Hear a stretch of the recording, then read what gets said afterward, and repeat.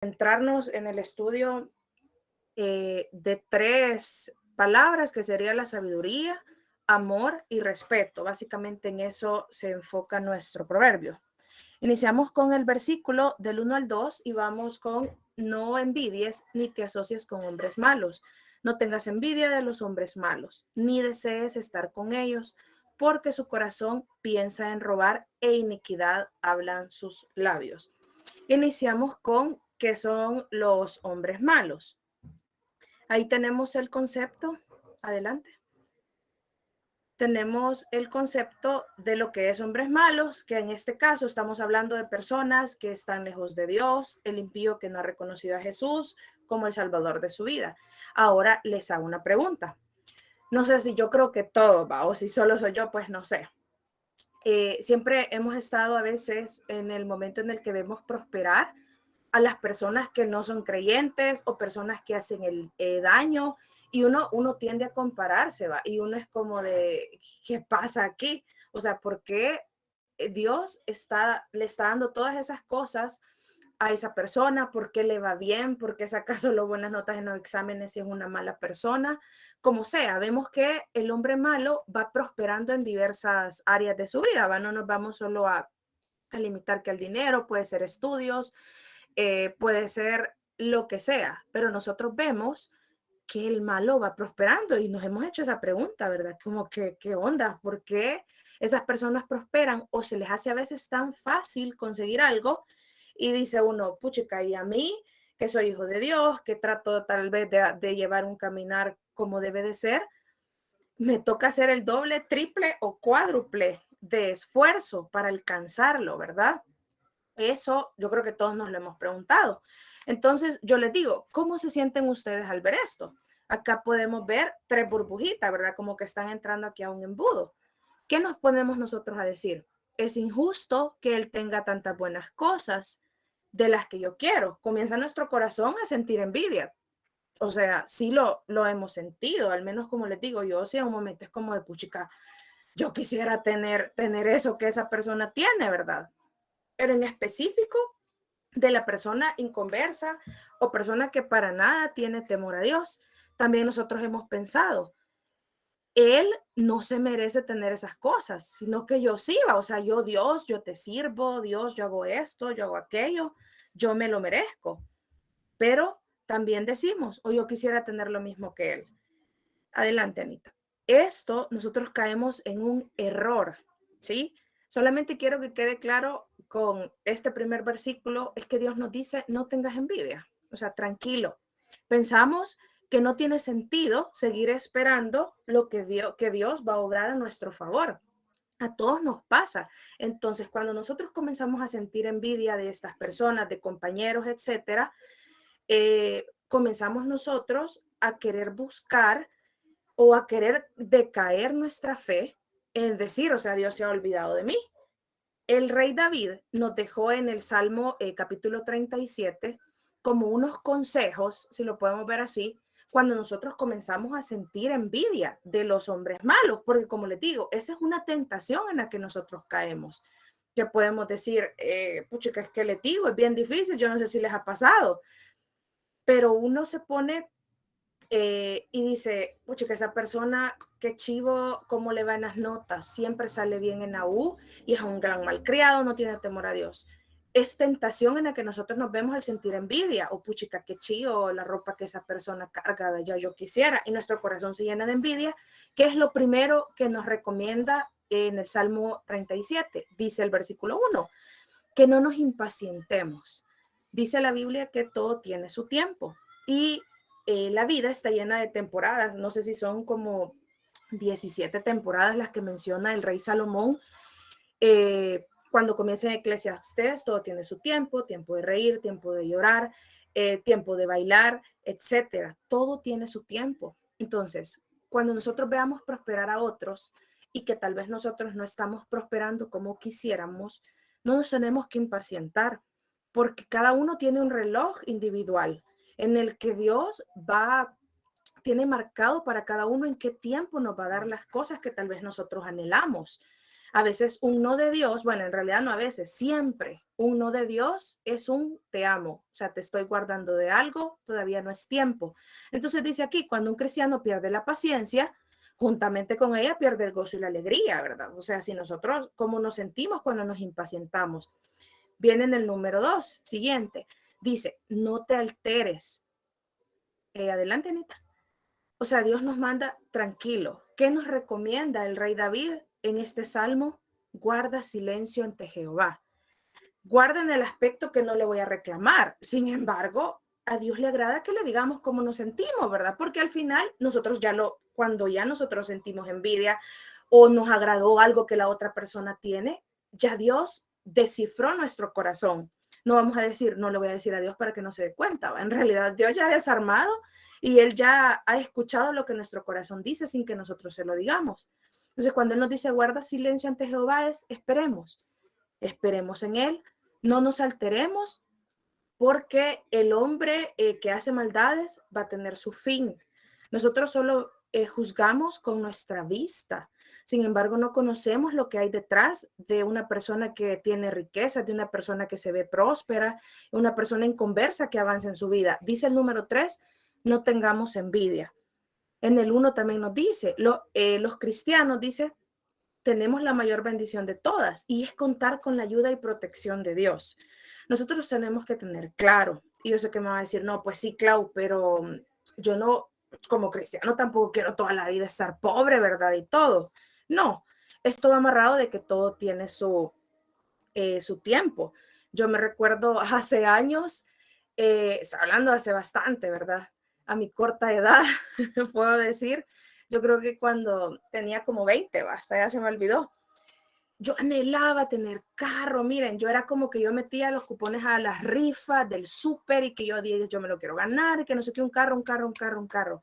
Yo lo anhelaba tanto y yo no entendía por qué Dios no me lo daba. Ya con los años llegas a entender, ¿verdad? Ya cuando comencé a trabajar, cuando vi todo lo que requiere tener un carro, por ejemplo, yo no sé cuántos de acá tienen o quieren tener su propio vehículo, créanlo, es algo bien caro. O sea, no se mueve un carro con agua, va. O sea, entonces todo tenía su tiempo. Yo creía que al usar toda mi fe, al pedirle a Dios de todo corazón que me diera mi carro y que yo sabía que Él me lo iba a dar, no se dio.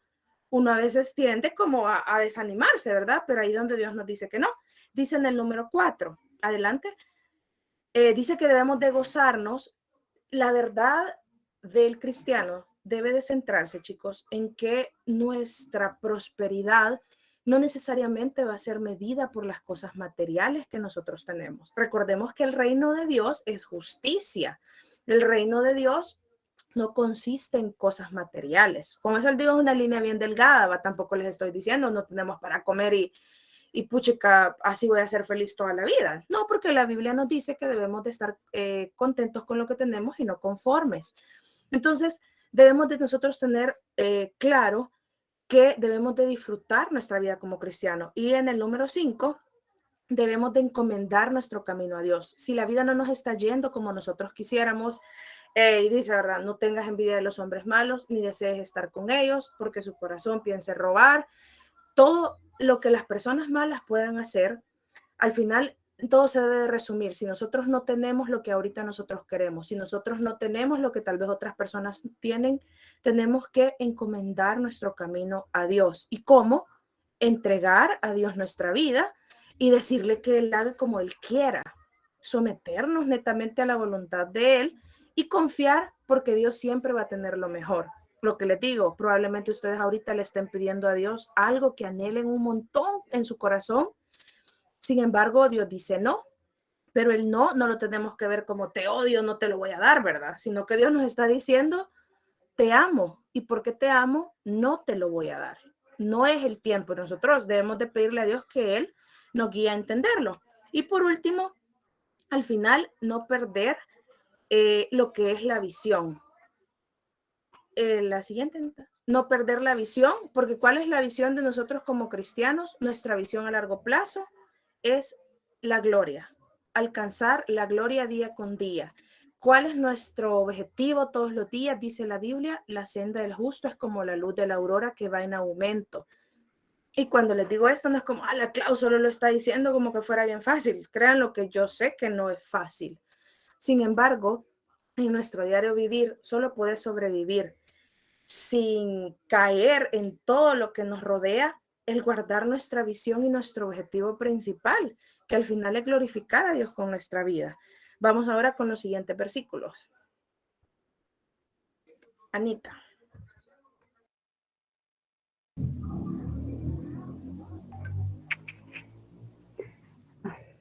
Perdón, aquí. ¿Me escuchan? Sí, te escuchas. Ay, perdón aquí por las fallas, pero como ya pudieron ver, me cuesta esto.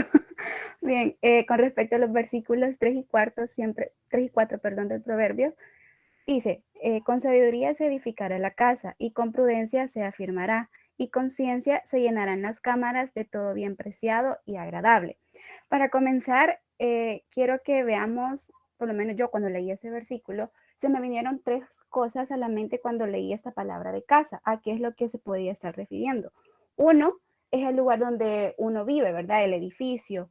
Lo otro es como familia y como tercero, como templo y morada del Espíritu Santo.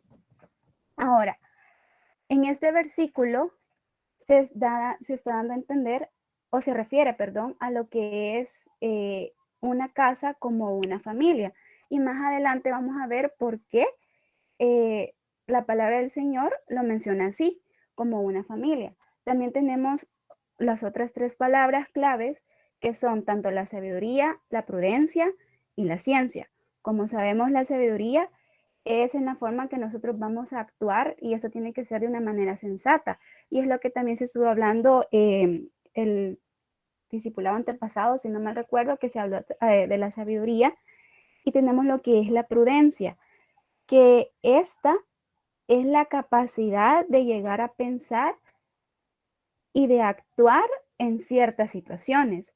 Ahora, algunas personas toman a la prudencia como un sinónimo de dominio propio, ya que esa, pues como sabemos, el dominio propio se podría decir que es la capacidad en la que nosotros llegamos a controlar o a equilibrar nuestras emociones. Y en realidad sí tiene sentido que la prudencia como el dominio propio están relacionados. ¿Por qué razón? Porque cuando yo actúo con prudencia es porque yo puedo manejar mis emociones, mis pensamientos también. No es como que vaya, digamos, yo he tenido un mal día en la universidad o en mi casa y llego a la iglesia, al servicio y el pastor me llama la atención de una manera, o sea, tranquila, ¿verdad? Y vengo yo y solo porque he tenido un mal día y le comienzo a refutar al pastor y a decirle, me pongo de tú a tú, ¿verdad? Con él. Entonces ahí no estoy actuando, no tengo ni dominio propio, ni siendo una persona prudente. Y como sabemos, ¿verdad? Que para ser prudente se necesita de la sabiduría. Ahora, la prudencia es una muestra de la sabiduría, o podríamos decir que es el reflejo de la sabiduría.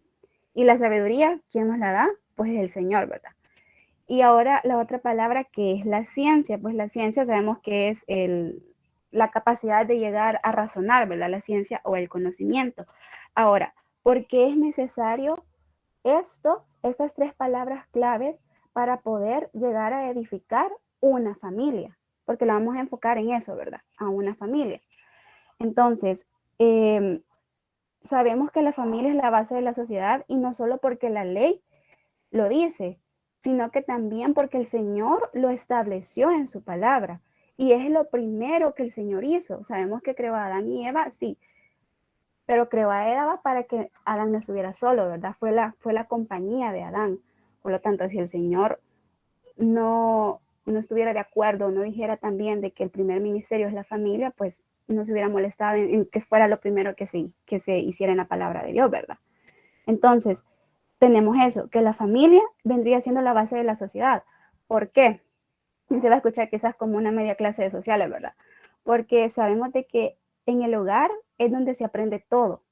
Es nuestra primera escuela. Aprendemos a hablar, a gatear, aprendemos a comportarnos, aprendemos a compartir, aprendemos valores. ¿Y los valores que son? Son los principios. ¿Y estos principios para qué me ayudan a mí? Para poder llegar a afrontar las diferentes situaciones de mi vida. en las diferentes áreas de mi vida, ya sea amistades, trabajo, en otras áreas, ¿verdad? Entonces, ¿qué es lo principal aquí?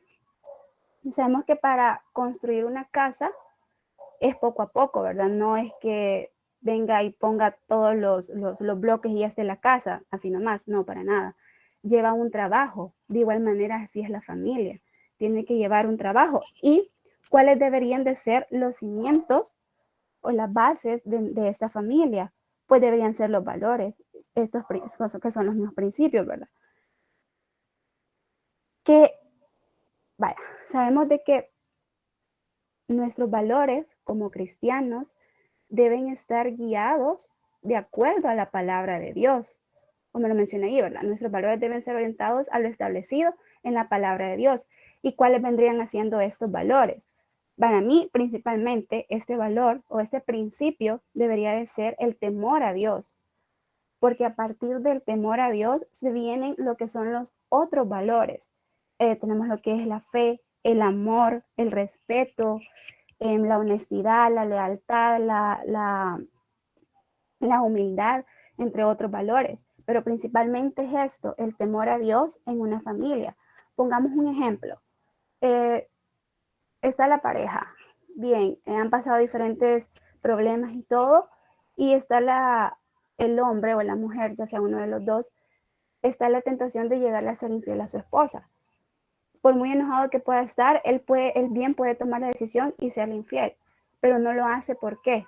Por temor a Dios, no solamente por el amor que le tiene a su pareja, sino que también el temor a Dios. También los hijos. Muchas veces nosotros hemos tenido la oportunidad de caer en diferentes tentaciones, ¿no?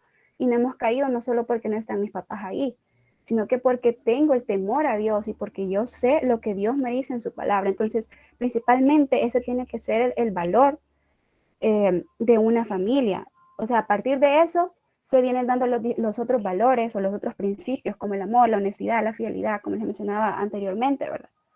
Ahora, ¿por qué es tan importante esto? Como les mencionaba anteriormente, y no sé si aquí me pueden ayudar. Cuando uno quiere llegar a comprar una casa o llegar sin independizar, ¿qué es lo primero que ve? No sé, yo no he estado en esas situaciones, ¿verdad? Pero yo me imagino que lo primero que yo buscaría es ver si la zona en la que yo quiero vivir es segura, si no hay tanto problema de pandillas o alguna situación de peligro, ¿verdad? Si no está en un barranco o algo así. La otra es que si llegue el agua, porque el agua es esencial, ¿va? Y que sea bueno, bonito y barato, ¿va? Entonces, eso siento yo que es lo principal. Entonces, busco aquellas necesidades básicas. ¿Y cuáles vendrían siendo esas necesidades básicas que yo buscaría en mi familia? Principalmente, pues, es la pareja, ¿verdad? Sabemos eso. Pero mi pareja debería de tener debería de estar orientado a mi mismo objetivo. ¿Y cuál sería principalmente? El temor a Dios. Porque si yo no comparto los mismos valores o principios con mi pareja, ¿qué le voy a enseñar a mis hijos? ¿O qué es lo que voy a llegar a hacer? Entonces, esto vendría siendo la forma en la que vamos edificando nuestra casa, con sabiduría, con prudencia y conciencia. Y esa sabiduría me la va a dar el Señor para poder yo llegar a actuar con prudencia y saber si esa pareja comparte mis mismos principios. Ahora, conciencia, a lo que se refiere, yo aquí más que todo lo asocié con lo que es la etapa de las finanzas. Porque, ok, está bien, ¿verdad? Saber tener el conocimiento del dinero y todo, saber administrarlo, pero solo el Señor nos va a dar la sabiduría para no llegar a endeudarnos más allá de nuestras capacidades, ¿verdad? Entonces, nada, eso, una casa que es segura, o sea, sabemos que una casa es segura cuando tenemos confianza en el constructor o en el ingeniero. Y el ingeniero de nuestra vida, ¿quién es? Solamente Dios. Entonces, eso sería, y seguimos hablando de los otros versículos.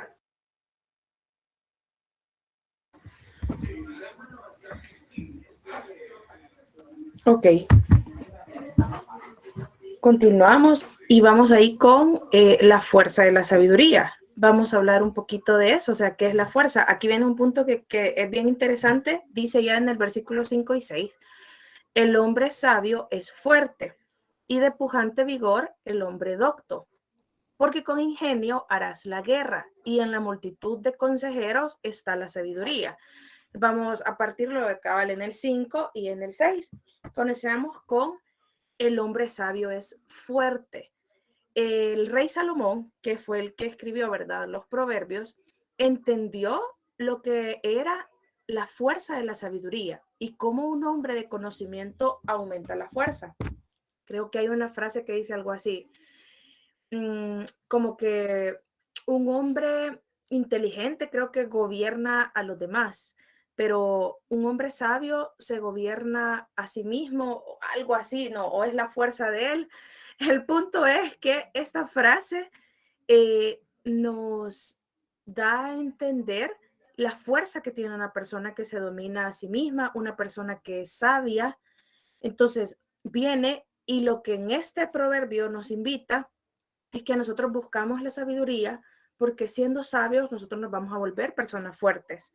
Y no necesariamente quiere decir que vamos a ser fuertes y que nos vamos a hacer cholos, ¿verdad? Y que vamos a poder levantar pesas, sino que fuerza en general interna, esa fuerza que viene de adentro, que nos ayuda a día poder ir impactando a la sociedad en la que vivimos, impactando al sistema que está a nuestro alrededor en el que vivimos, porque una persona sabia, una persona que se domina a sí mismo, una persona que sabe tomar las decisiones correctas basadas en la palabra de Dios, se vuelve fuerte. Fuerte, ¿por qué? Porque no va a caer fácilmente en provocaciones de las personas, porque va a cometer menos errores, no va a dejar de cometerlos, sino que va a cometer menos, porque va a llevar un andar más recto del que lleva el resto de personas y eso trae consigo muchas bendiciones. Entonces, por eso es que dice el rey Salomón que la sabiduría hace fuerte a la persona. Y dice también ahí, la necedad hace que una persona sea débil y vulnerable, ¿sí? Las personas, las necias, ¿qué sucede en una persona necia? Nunca se adapta al cambio, ¿sí? Siempre pasa que piensa que no crece porque siempre cree que tiene la razón la persona necia. Es como, no, yo tengo la razón y yo tengo la razón. Entonces, el mundo va cambiando, el mundo se va moviendo y la persona necia se vuelve débil porque no va creciendo en conocimiento, en sabiduría ni en nada. Entonces se va quedando al final, se va volviendo más vulnerable porque no va mejorando día con día como la persona sabia. Ahora, si hablamos aquí un poquito de sabio, ¿qué características puede tener una persona que sea sabia? Y dice que la sabiduría viene de Jehová, ¿verdad? No es aquí que me voy a poner yo a leer y todo y ya por eso me voy a volver sabia. En esta primera parte nos dice que debemos de ser sabios, así vamos a ser fuertes y la sabiduría viene de Dios. ¿Cómo va a ser una persona sabia? Valiente, resuelto, es decir, que tomo la decisión, tengo toda la guía del Espíritu Santo, tengo la sabiduría, se te va volviendo la vida a diario, las decisiones se van volviendo más fáciles de tomar, ¿sí? Pero fáciles, quiero que se entienda en que vamos a tener más herramientas para tomar una decisión correcta cuando nosotros buscamos la sabiduría y no somos necios, ¿verdad? Y nos encerramos en lo que nosotros decimos. Y dice que podemos lograr nosotros mayores cosas que otros. O sea, por lo que hablamos, una persona sabia va a alcanzar muchas más cosas que el resto. El siguiente. Y cuando dice, ¿verdad? Y de pujante vigor, el hombre docto, que sabemos que este se refiere a una persona también que busca el alimentarse constantemente y el crecer. Les pregunto, ¿cómo nos alimentamos diariamente? Obviamente en conocimiento de la palabra, pero aparte de conocimiento secular. ¿Qué tipo de estudiante somos? Por ejemplo, ¿somos un estudiante promedio? ¿Somos un estudiante destacado? ¿Somos un estudiante que lucha por ser un hombre docto? Porque el hombre docto dice que es la persona que estudia más que el resto, que una persona ordinaria, que una persona normal. Y Dios nos llama a que nosotros seamos cabeza y no cola. Entonces les dejo esa inquietud, ¿verdad? Somos nosotros hombres doctos que buscamos a diario educarnos más o que somos, ¿verdad? O somos tal vez negligentes o un poquito haragancitos, etcétera. Y en el 6, ¿verdad? Porque con ingenio harás la guerra. La fuerza de la sabiduría no es solitaria. Una persona sabia trata de rodearse de personas que van a traer bendición. Dice que sabe cómo usar el consejo de los demás. Les dejo una inquietud y ustedes pregúntensela. ¿Quién es el círculo de influencia de ustedes? ¿Quién es? ¿Quiénes son las personas que influyen en las decisiones que ustedes toman? Tienen que tener ciertas características para dejar entrar a esas personas a su círculo de influencia. Por ejemplo, que sean personas cristianas que de verdad busquen la voluntad de Dios, qué sé yo, que sean o mayores que ustedes. Siempre es bueno que nuestro círculo de influencia, o sea, nuestros consejeros, sean personas como de diferentes características, para que no sean todos iguales, que van a ser todos medio arrebatados, o que todos son bien jovencitos. Fíjense que hay un ejemplo y lastimosamente por tiempo no voy a poder ahondar mucho, pero es súper interesante. Es cuando se da la división del pueblo de Israel.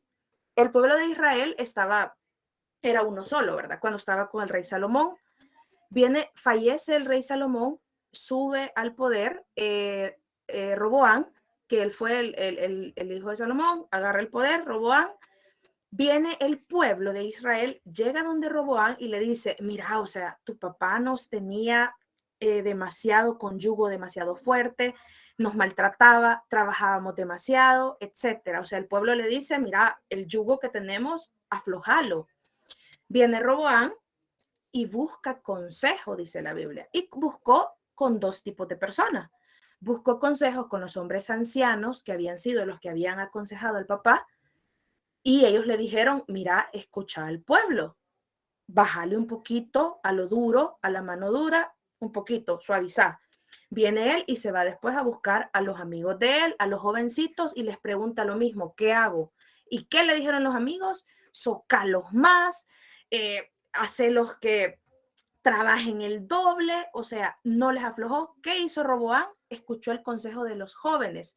Y ojo, no estoy diciendo que el consejo de los jóvenes, me refiero en general, que si tenemos amigos jóvenes que tal vez nos aconsejan, esté mal, pero tenemos que ser muy sabios. Él no quiso escuchar a los viejos, a los que habían sido consejeros de su papá.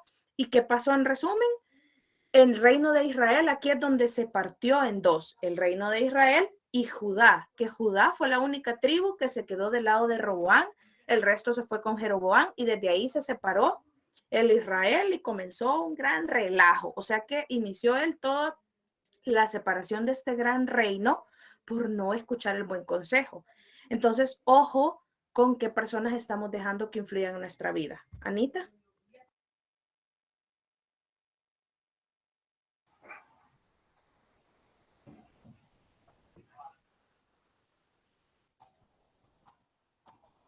Bien, los versículos 7 y 9 dicen, alta está para el insensato la sabiduría. ¿Quién es una persona insensata? Es aquel que no tiene sensatez, pero este dice que muestra lo que es imprudencia e inmadurez en su forma de actuar. Ahora, si antes me había mencionado de que la prudencia es el reflejo de la sabiduría, es decir, que esta persona imprudente no tiene sabiduría, es aquel que la desprecia, que ni siquiera trata de alcanzarla. Entonces, esta es una persona insensata. Después dice, en la puerta no abrirá él su boca. Al que piensa hacer el mal le llamarán hombre de malos pensamientos. El pensamiento del necio es pecado y abominación a los hombres del escarnecedor. Eso es lo que nos menciona la Reina Valera. Pero tengo aquí otra versión que esta dice así. El necio nunca llegará a ser sabio, o sea, una persona insensata, ¿verdad? Cuando está ante el juez, ni siquiera abre la boca, pues no sabe qué decir. El que solo piensa en la maldad se gana el título de malvado. El que solo piensa en pecar se gana el título de necio. Aquí dice, el insensato mira la sabiduría y piensa que está por encima de él. En el sentido de ser demasiada alta, ellos piensan que es demasiado inteligente y son superiores y tienden a gloriarse en lo bajo de su insensatez. Una persona escarnecedora, no sé si alguna vez ustedes hayan buscado la definición de quién es una persona escarnecedora y bastantes veces la menciona en la Biblia, más que todo en los proverbios, pero es aquella persona que tiende a burlarse. El hombre de malos pensamientos viene a ser aquel que obviamente solo piensa en negativo y de cierta forma también pensamientos que llegan a debilitarlo y cree de que no es capaz de hacer nada. Ahora, estos malos pensamientos se refiere cuando piensan en hacer el mal, ¿verdad? O sea, a pecar. Y esto mismo es lo que no deja que ellos puedan llegar a alcanzar la sabiduría, o sea, ellos no se dan cuenta, ni siquiera se quieren dar cuenta, mejor dicho, de lo que ellos están haciendo, pues está mal. Clau.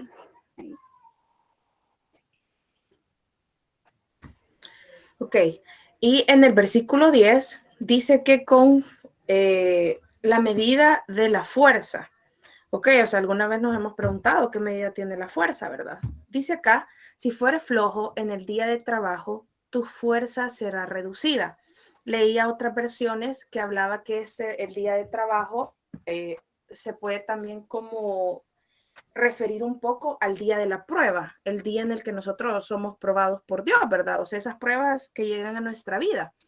Entonces, viene en este versículo y dice, si fueres flojo en el día de trabajo, ¿qué es lo que va a pasar? Tu fuerza será reducida. Nosotros debemos de ser como cristianos personas diligentes, que seamos conocidas por personas que aunque nos esté yendo mal, ¿verdad? O lo que estemos haciendo, puchica, no se estén dando los resultados, nosotros seamos personas que de verdad no seamos haraganas, o sea, seamos diligentes en seguir adelante, en dar lo mejor de nosotros. Dice acá, si fuere flojo en el día de trabajo viene a todos. Los más piadosos y los más malvados experimentan su propia adversidad. Y esa es una prueba que revela si desmayan o no. Nosotros somos pasados por fuego de verdad en la prueba, ¿va? Porque cuando estamos con días buenos, no podemos decir que somos, o sea, que somos probados, porque ahí es fácil decir nosotros, puchica, yo me voy a mantener firme en mi vida de oración, me voy a mantener firme en mi vida diaria, no voy a dejar de caer mi rendimiento en mis actividades diarias.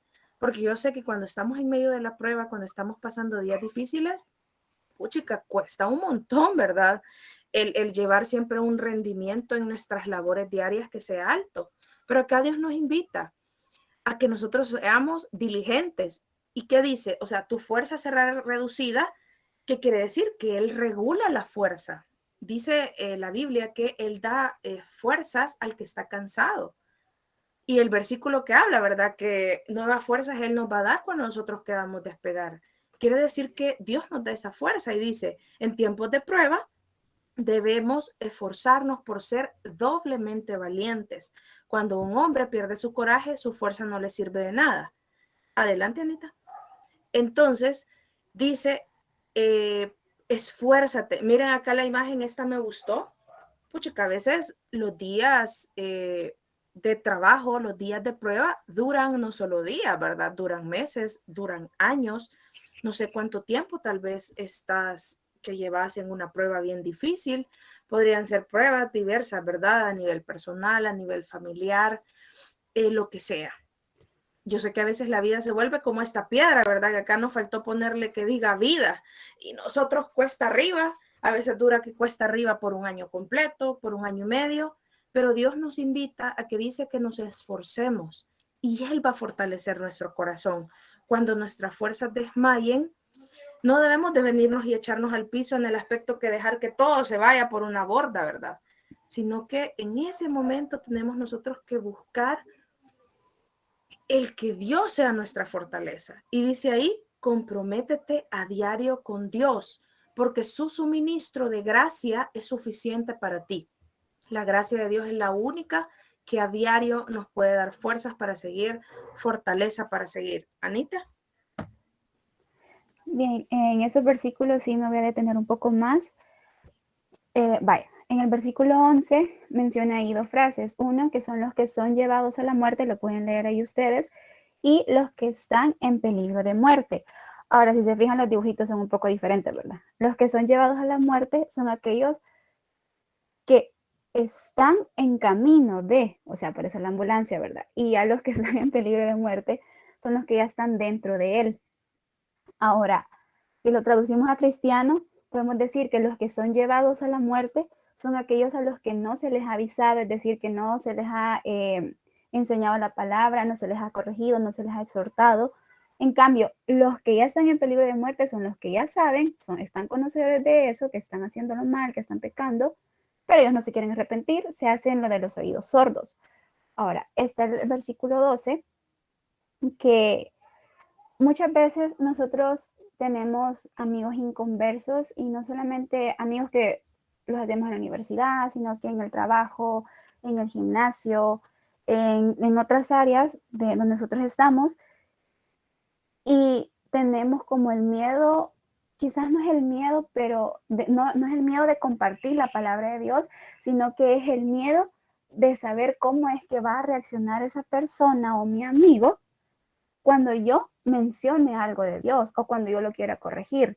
Y muchas veces siento que no es necesario llegar directamente a donde tu amigo y decirle, mira, hoy has escuchado del Señor, o hacerle lo que es el plan de la salvación, ¿verdad? Explicárselo así, tan específico como lo hacemos al momento de evangelizar, porque siento que el hablar del Señor tiene que ser de una cierta forma que te tiene que fluir en una conversación. Por lo menos hay temas que en lo actual, ¿verdad? Que está lo de la homosexualidad, los temas del aborto, el tema de la inclusión de género, ahora es un nuevo tema de que esta generación ya no quiere tener hijos. O sea, son esos temas en donde son normal que los toquemos con nuestros amigos, pues quizás no tan normal, pero de cierta forma ahí nosotros volvemos a lo de nuestros principios, ¿verdad?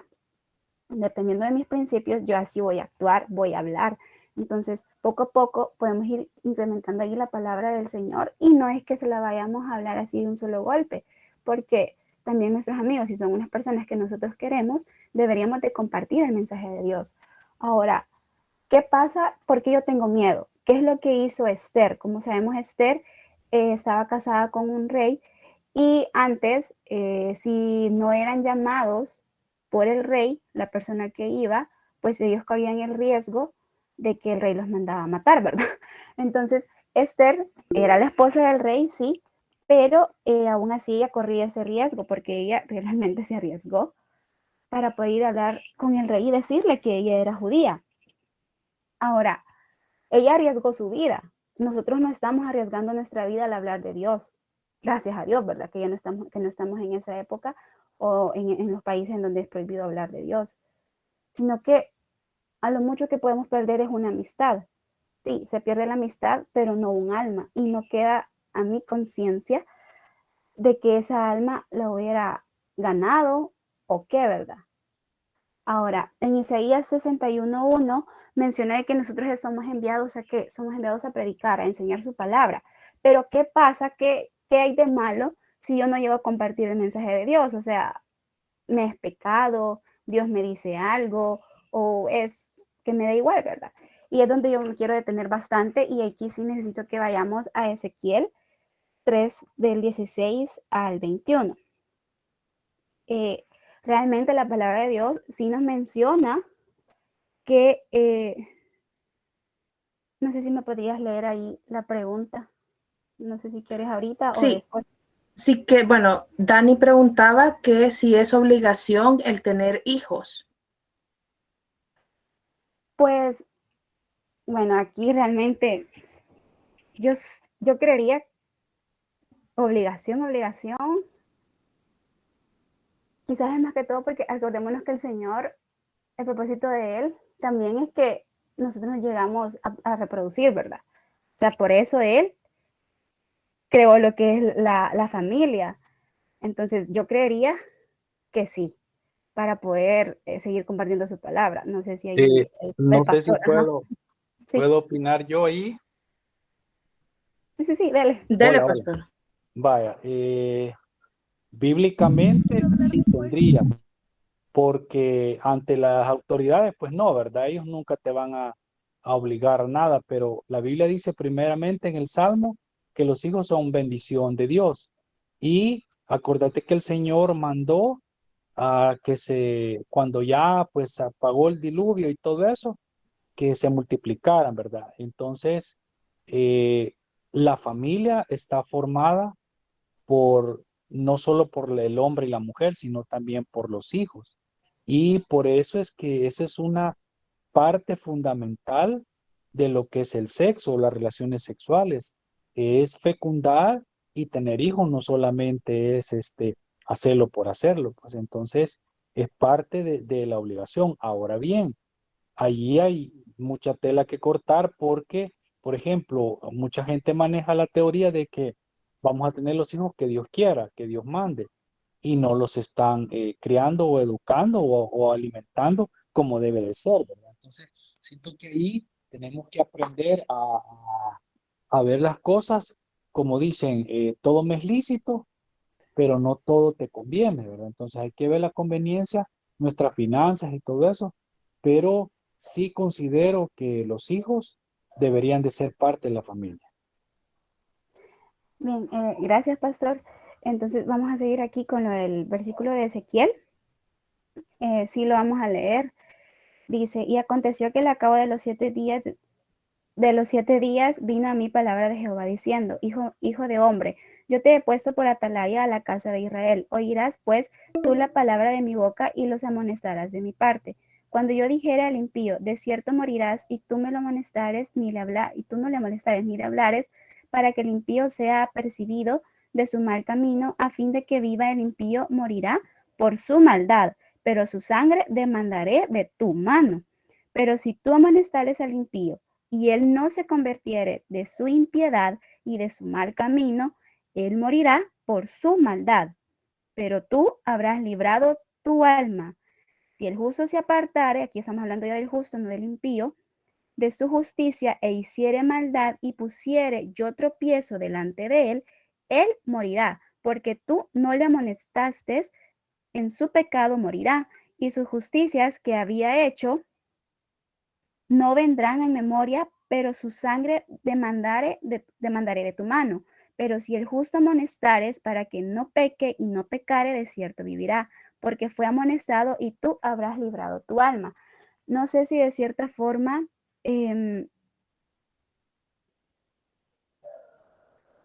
perdón, sí, de cierta forma se escucha como un poco confuso, ¿verdad? Pero bien, ¿qué es un atalaya? El atalaya es alguien que avisa del peligro. Antes en los pueblos que estaban siendo amenazados, ¿verdad? Por ataques o cosas así, había una persona que se mantenía en el punto más alto o un lugar estratégico en el cual él podía ver cuando un, alguien que venía lo de la guerra, perdón, se me olvidó la palabra, que quería venir a pelear contra el pueblo, venía él y avisaba, ¿verdad? Del peligro. Entonces, ese es un atalaya. Entonces aquí en Ezequiel nos habla de que nosotros vendríamos siendo un atalaya. Por eso les decía, ¿qué de malo hay si yo no comparto la palabra de Dios? Aquí nos menciona, están dos casos, cuando se le es avisado al impío y cuando se le es al justo. Cuando se es al impío, y si yo no llego a amonestar al impío, él va a morir por su maldad. Pero aquí esa sangre va a ser demandada de mi mano, porque fui yo la que no compartió, la que no le exhortó, o sea, el que no ha escuchado nada, ¿verdad? De Dios. O sea, allí va a caer sobre mí su alma. Está el otro caso, de que si yo llego a amonestar al impío, pero esa persona decide no escuchar, o sea, yo ya le enseñé, ¿verdad? El plan de la salvación, ya lo llevé a la iglesia, ya lo invité a los discipulados, al culto de jóvenes, pero él decidió irse a otro lugar o él no decidió escuchar la palabra de Dios, él va a morir por su maldad. Pero yo, o sea, salí, no es por decir salí de mi compromiso, ¿verdad? Pero yo hice mi parte. Yo busqué qué hacer para que esa alma no se perdiera y no me demandara a mí. Entonces, lo que quiero que entendamos aquí es de que, ok, yo no le hablo a mi amigo del Señor o yo no le llevo a los pies de Cristo, no me va a pasar nada a mí, sino que el que sale perdiendo va a ser él, porque él va a estar en la condenación eterna. No, sea, nosotros también, esas almas se nos van a demandar a nosotros. Y el Señor sabe cuando nosotros hemos llegado a tener la oportunidad de hablar de Él y no lo hemos hecho. Y el otro caso está que es cuando se le habla al justo, que es cuando el justo se aparte de la justicia, pero no le amonesto y sigue pecando en su pecado, morirá, pero su sangre será demandada de mi mano. Es decir, tenía un amigo que lo conocí en el campamento y solo llegó como a los 2 primeros cultos dejé y ya de ahí ya no he llegado, pero yo tampoco no he buscado para invitarlo a los discipulados, ¿verdad? Ya no le he hablado ni nada por el estilo. Entonces allí eso pues va a ser demandado a mí. Claro, esos son ejemplos, ¿verdad? No es que sea tan así. Y la otra es de que si yo amonesto al justo para que no peque, él no peca y vivirá. Este fue amonestado y escuchó. O sea, él sí prestó atención, ¿verdad? Él corrigió todo y, yo voy a salir, perdón. Fue amonestado, escuchó, corrigió, yo hice mi parte y él también puso de su parte. Y así es como ambos pues seremos librados de la condenación, ¿verdad? Aquí podemos decir de que Dios hará que el necio responda por su locura, pero también hará que el indiferente responda por falta de su cuidado. Dios pagará a cada hombre según sus obras. Entonces, espero que hayamos aprendido aquí algo de la palabra del Señor, ¿verdad? Que se nos haya quedado, aunque sea un poquito, y que lo podamos poner en práctica y de que veamos que el Señor sí nos manda a enseñar de su palabra, pero nosotros también tenemos ese compromiso. Y no es solo porque la persona va a salir afectada, ¿verdad? Sino que nosotros también se nos demanda ese compromiso. Nosotros tenemos que tener ese deber de la atalaya. Y por cuestiones de tiempo ya no vamos a poder desarrollar los otros 4 versículos que nos faltan, pero creería que el siguiente jueves, ¿verdad? Los vamos a seguir desarrollando. Y, espérame.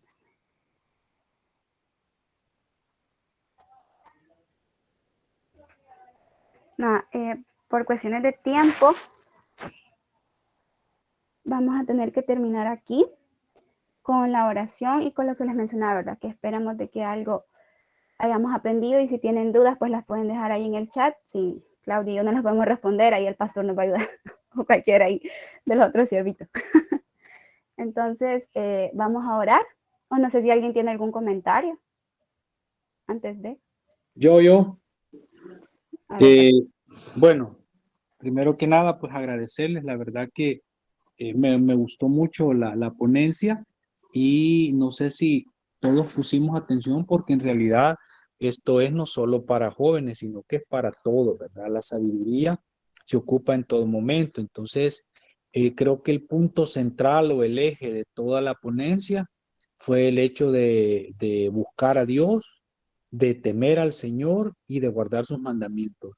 Todo eso nos va a hacer personas sabias, personas prudentes, personas con valores, porque al final de cuentas, eso es lo que nosotros debemos de buscar, ¿verdad? Y como Claudia decía, lastimosamente muchas veces vemos como triunfo o como fruto o como bendición cosas materiales y al final no es eso. La Biblia dice buscar el reino de Dios y su justicia.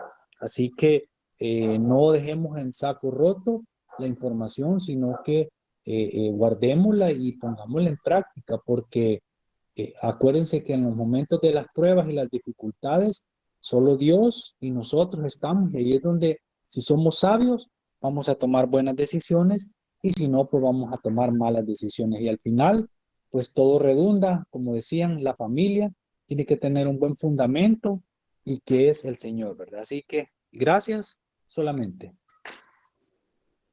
bien, gracias, pastor ahí. Entonces vamos a orar ya para despedirnos. Esperamos de que no nos saque la llamada, ¿verdad? Bien, inclinemos nuestro rostro y vamos a orar. Padre, te damos gracias por ese día, Señor, que nos has regalado. Gracias porque nos has permitido poder estar aquí un jueves más, Señor, podernos reunir, aprender de tu palabra, Señor. Te damos gracias porque ya la jornada laboral o académica ha finalizado este día. Que seas tú, Señor, el que bendigas a cada familia aquí representada. De igual manera por cada una de las peticiones que tienen los jóvenes, Señor, las necesidades, solo tú las conoces. También, Señor, te damos las gracias y te pedimos en estos momentos que seas tú el que nos ayude para poder, que nos des la sabiduría, Señor, que necesitamos para ponerla en práctica, Señor, en nuestra vida, que no tengamos ese miedo de compartir tu palabra, Señor, con nuestros amigos, con nuestra familia, Señor, incluso. De igual manera, Señor, que tú nos des la fuerza para ser valientes, para ser sabios, para poder afrontar cada una de las situaciones que nosotros pasamos en nuestra vida. Te pedimos, Señor, que nos guardes en ese momento. Gracias por este día, Señor, en el nombre de Jesús. Amén. Amén. Feliz noche a todos. Amén. Bendiciones, Bendiciones. feliz noches. Nos Feliz vemos el noche. sábado, primero Dios.